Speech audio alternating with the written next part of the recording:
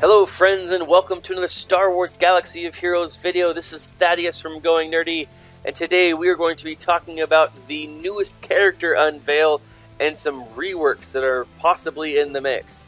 Recently, CG Top Hat and CG Not Really a Jedi went on Radio Free Tatooine on their Galactic War Report and unveiled some information. I will leave the link to that in the section below, in the description below, but they revealed who we are going to be getting in this latest update, in this newest update. We are going to be getting Ahsoka Tano, but a new Ahsoka Tano. We already have one in the game.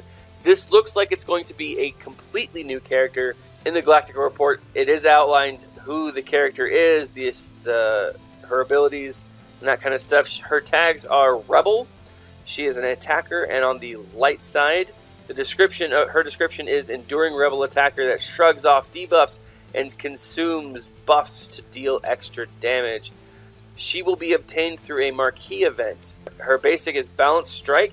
It deals damage to target enemy and gains protection up to 40% for 2 turns and grants the same amount to a random ally. This cannot affect the same ally multiple times. So this may also refresh the amount of Ahsokas. They haven't fully decided yet. Her first special is Meditate. Ahsoka gains Foresight and all other non-unique buffs on allies for 2 turns. Then special attack Whirlwind. Ahsoka consumes all buffs and deals damage to target enemy. For each unique buff consumed, attack once more up to 10 times. That is ridiculous. Whirlwind attack. Oh my gosh. This has a Zeta ability. This attack cannot be evaded and the target has minus 50% armor against this attack. This is ridiculous. 10 times. This is a Zeta you are going to want to throw on almost as quickly as possible. If you've ever considered being a whale, be a whale for this character. Her unique ability, Preservance. Ahsoka is immune to damage over time debuffs and has 30% critical evasion, and dispels all debuffs on her at the end of each turn and takes 14 to 10% damage for each debuff. These are non-lethal. This is non-lethal damage, so it won't kill her when she does this. Then she gains 1 to 5% HP for each buff that Ahsoka has. So this is a super powerful ability. Again, if you've ever wanted to Zeta a character, you're probably going to want to Zeta Ahsoka. This is an amazing ability. But in addition to Ahsoka, we are also getting potentially a couple of reworks. And the first, maybe most important one, is Tarkin. Now, Tarkin's basic abilities it will be Omega'd. Basic ability grants 50% potency, stacking until Ultimate Fire is used. Now, Ultimate Fire deals special damage to all enemies with 100% chance to lose 50% turn meter. Gains offense equal to double Tarkin's potency. Now, Tarkin doesn't have a very high potency to start with, so you're going to want to start throwing potency on. Intimidating Tactic, gain potency up for 1 to 3 turns, inflict critical chance down and offense down for 2 to 3 turns on all enemies. Cannot be resisted by rebels. That's sweet. Gain bonus turn meter for each debuff enemy. Tighten the Grip. His leader ability, Empire allies gain 30% speed. Inflict defense down for 2 turns on enemies that fall below 100% health. Empire allies during an Empire ally's turn. This cannot be resisted. Oh my gosh. His Zeta ability also inflicts Expose. So, under his leader ability, he inflicts Expose and defense down with... This is ridiculous. Callous Conviction.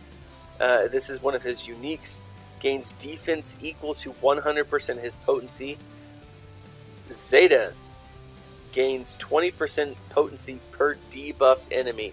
So, if you have a team that throws on just tons of damage over time or any other debuffs, then this man's potency is going to go through the roof, right? That is just ridiculous. Super excited for this new ability, for this new Tarkin. They've really revamped this character from what he was before the ship battles. They've made him quite valuable now. We are potentially also going to get an Ugnaught rework. Now, I don't know if that is really in the works, if that's just a rumor. It could have been a joke. But as someone who took the time to gear up and level up his Ugnaught, I'm excited about that. That's going to be awesome. I love my Ugnaught. He's a character I just randomly send in against most droid teams. He's not the greatest, but he's very good, and maybe with a rework he could be even better. So, I am slightly disappointed that we're not getting Thrawn, but that doesn't mean that we're not going to ever get him. I think that will probably come in the next few months.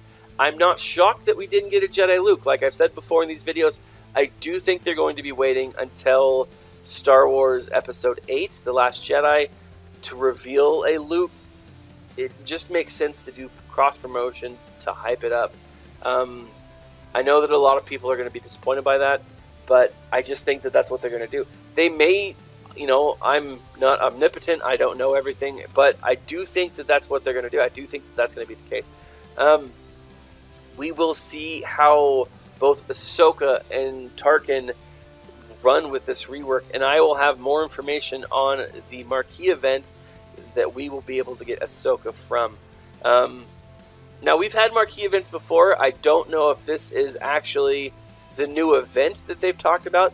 Maybe this, it doesn't sound like it's the new game style, so maybe we will get a Jedi Luke in this new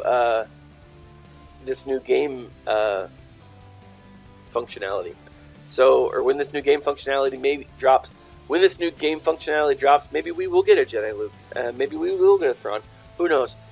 Time will tell. I do think that will be launched in the next little bit. I think we're going to get more information here in the next few weeks, if not even the next few days. Stay tuned.